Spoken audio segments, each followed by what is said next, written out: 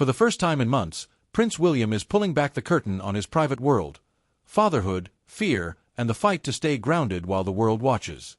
In a rare, emotional interview in Brazil, the Prince of Wales spoke openly about the challenges of parenting and family life, giving the public a glimpse of how he and Princess Kate are guiding their children through some of the most difficult moments of their young lives.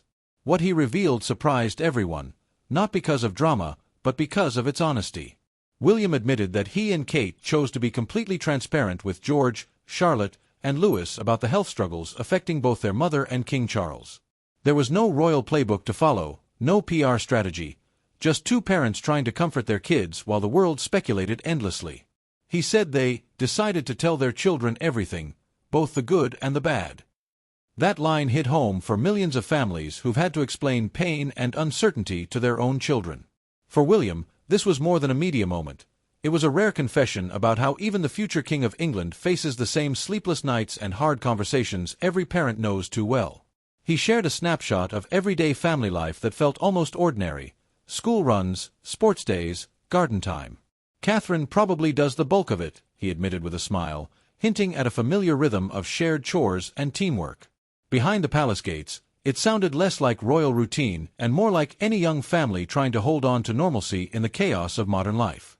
For a royal heir raised in a strict, formal world, William's words showed how much he's breaking from tradition. But one part of the interview stood out: the way he spoke about protecting his children from technology. None of them have mobile phones, not even George, who's now in secondary school. William explained that full internet access can expose kids to things they shouldn't see, and he wants to delay that as long as possible. Instead, he supports limited access, just enough for messaging, not endless scrolling. In an age when even 8-year-olds are glued to screens, hearing this from a royal father hit differently. It wasn't about control, it was about protection. The same way he guards their privacy from the press, he's guarding their innocence from the internet. And yet, even amid personal battles and tight security, William hasn't lost sight of the bigger picture. His trip to Rio wasn't just for an interview, it was part of his global mission with the earthshot prize, his bold environmental initiative. Standing on that stage, surrounded by world leaders and activists, he spoke about hope, not in political terms, but as a father. He said that when he puts his children to bed, he tells them about the people fighting to make the planet better. He wants them to believe their future will be brighter, cleaner, and kinder than the world they see today. Those words, coming from a man juggling grief, responsibility, and love, carried real weight. But when the conversation turned toward royal rifts, questions about Prince Harry, Meghan, and Prince Andrew, William didn't bite. He smiled politely, then steered the focus back to climate action and family. It was a clear choice, and royal watchers noticed. Where others might speak out or retaliate, William chose silence. In a world obsessed with headlines, his refusal to engage spoke louder than any response could.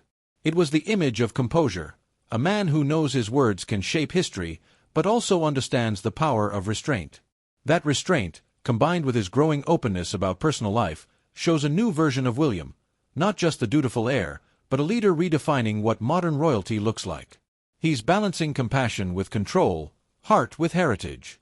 The old royal motto was, "Never complain, never explain," but William seems to be quietly rewriting it: "Share when it helps, stay silent when it harms."